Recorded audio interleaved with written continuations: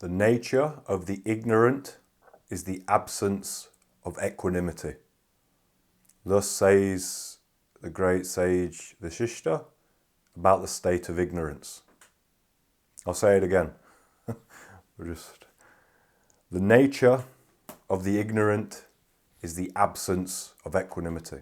This is the perfect answer for the question of what is ignorance? What is it that makes a person ignorant? Why am I not enlightened yet? Okay? Why am I not enlightened yet? You're not enlightened yet because you lack equanimity. It's as simple as that. What does it mean to lack equanimity? It means you really care about what happens and what doesn't happen here in your life. Whether this happens or that happens in your life, whether this thing eventually manifests or doesn't manifest, whether this thing comes into your life and this thing goes into your life, you're really bothered about all of these things. You're really concerned about all of these things. All of these things are a big deal to you. You know, they stress you out. They make you sad, angry, or if things go brilliantly, you get incredibly excited, you get incredibly jovial and optimistic. So it's both sides, right? I always wonder about this. There's this so-called mental illness or mental disorder, bipolar disorder. Are we not all bipolar? Do we not all have ups and downs in our mind? Is that not the nature of the mind? To be up and down, to be dualistic, to be black and white, to be happy and sad, to be happy when things go its way, to be sad or frustrated when things don't go its way. Why just call a few people bipolar? We're all bipolar, right? Except great sages like Vasishtha, right? So this is what characterizes ignorance. So if we have this question, if we wonder, oh, I've been doing this and that practice, I've been reading all these books, I've been following all these gurus, I've been doing all this meditation, why am I not enlightened yet? Ask yourself, am I bothered about what happens? Am I still really trying to control things so that everything goes my way?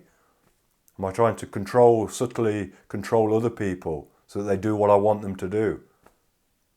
Is everybody free in my life? Are people free to come and go? Are people free to be themselves? Are we free to be ourselves? Right? Characteristic of the enlightened person, of the sage.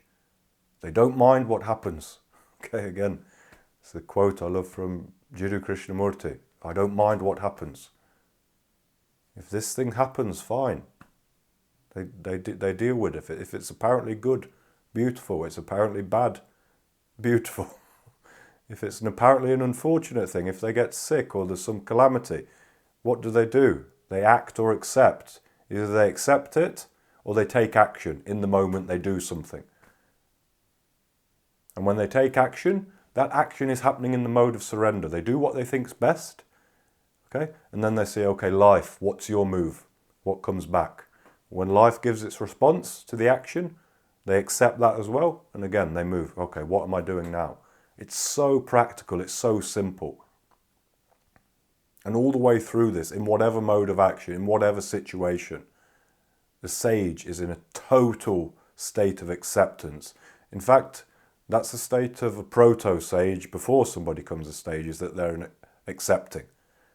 The state of a fully perfected stage is beyond that. Because the perfected stage doesn't have to practice acceptance anymore. Whatever that state is, they are that, they're in that. There's no question anymore of accepting or not accepting for them. Right? When something reaches 100%, what happens? It's done. It's finished. We're not practicing anymore. Okay?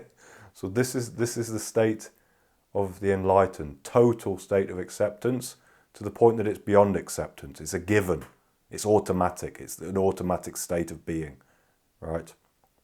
Total acceptance, and yet at the same time, extreme dynamism in action. We're not talking about passivity there. Sage does what needs to be done. Okay?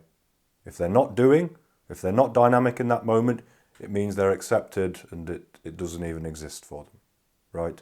So this is very simple.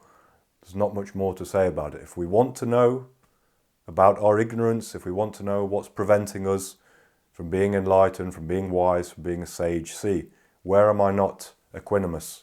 Where do I lack equanimity? Where do I lack neutrality? And I'm not talking here about forced equanimity.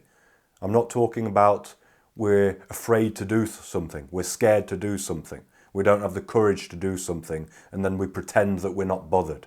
No, because that still doesn't feel like this state I'm talking about. That still doesn't feel like the state of a sage. That doesn't feel like effortless bliss. A contraction remains there. We bury it, but the contraction remains in the consciousness, in the mind. Okay, so this is not a repressed state of being. This is a state where we accept what is 100%, and at the same time, if we're inspired, if we see that some action, something needs to be done, as per what our feeling of what is right, we do it. Okay, so this is not a passive state at all. It's a state of perfect equanimity that's also active. And when it is active, it's not active in the sense of lusting for a certain result. If you're okay now, if you're fine now, you're not bothered about the result of what you do. So your activity begins to be based on the fact that you're already fulfilled, not that you're already empty and you're craving. Very, very, very, very different kind of activity this is, which is already based on contentment, that's already based on equanimity. This is the activity of a sage. This is the activity that benefits everybody that comes into contact with that being. So, according to Vasistha, simply put, this is the state of ignorance and wisdom. Ignorance, lack of equanimity, wisdom, equanimity. And my caveat, this equanimity is not passive, it's extremely active when it needs to be. That's it.